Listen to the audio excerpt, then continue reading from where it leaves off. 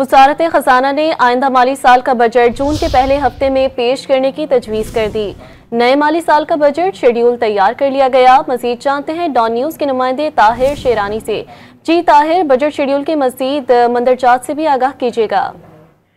देखें, वफाकी वज़ारत खजाना ने जो 1 जुलाई 2025 से शुरू होने वाले नए माली साल 2025-26 के वफाकी बजट का जो शेड्यूल तैयार किया है, उसके मुताबिक नए माली साल का वफाकी बजट जून के पहले हफ्ते में वफाकी काबीना से मंजूर करा के पार्लियामेंट में पेश करने की तजवीज़ है।